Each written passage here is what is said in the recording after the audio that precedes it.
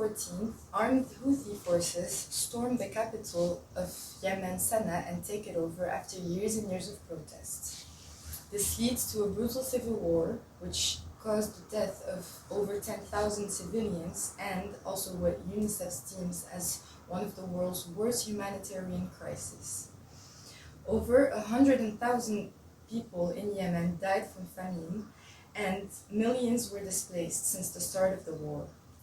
This is a far cry from 1990, when the country finally unified under the regime of Ali Abdul Salah after many calls for unification. المآسي والآلام التي ظلت تكدر صفوها طوال سنوات التشطير ويزرع البسمة من جديد على كل شفاه وفي حنايا. So what happened? Whilst this unification looked bright at first after the ratification of the United Yemeni Constitution taking place in 1991, the country broke into a civil war in 1994 when members of the Yemeni Socialist Party that had much preeminence in the pre-unified Yemeni South seceded and founded the People's Democratic Republic of Yemen and claiming the former parts of southern Yemen. After 2 months of conflict, the civil war ended, with Salah retaking control of southern Yemen. During this conflict, Salah received much support from militants that were adhering to Wahhabism, a strictly fundamentalist Sunni Islamic movement. Following the war, this movement gained much prominence with Salah's government, with many Zaydi Shias who predominantly lived in northern Yemen that were feeling marginalized by Salah's government.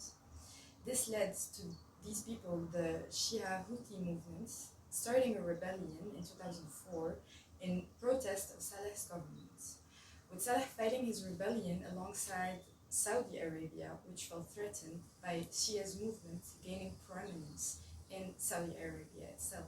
Simultaneously, with the rebellion turning more deadly during the late 2010s, more people were starting to protest for more accountability as part of the Arab Spring movement.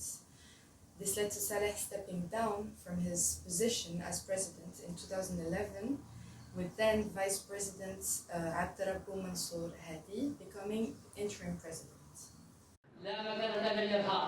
There is no place for terrorism. There must be national unity behind the political leadership for the sake of Yemen. The Houthi rebellion continued, however, and with Al-Qaeda also starting to take land in eastern Yemen, as well as protests mounting over rising fuel prices in 2014, Houthi militants were able to take over the government, and that led to Hadi eventually fleeing to Saudi Arabia, as well as the start of the civil war that goes on until today. From the early onsets of the civil war, Saudi Arabia started to accuse Iran of supporting the Houthis, with both of these countries being Shia. In response to this threat, Saudi Arabia, with the support of the United States, founded a coalition of, in majority, Sunni countries that started Operation Decisive Storm, carrying out airstrikes on Houthi-held areas, which led to many civilian casualties.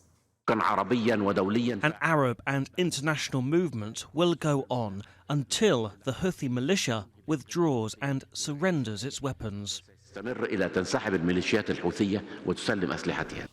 This involvement strongly increased after Houthi missiles fired into parts of Saudi Arabia, including the capital of Riyadh. These airstrikes, combined with naval blockades, dramatically worsened the lives of the people living in Yemen. They caused a crucial lack of food and of medical supplies throughout the whole country. And today, in the 2020s, there seems to be no end in sight, despite multiple calls for ceasefires from all over the world.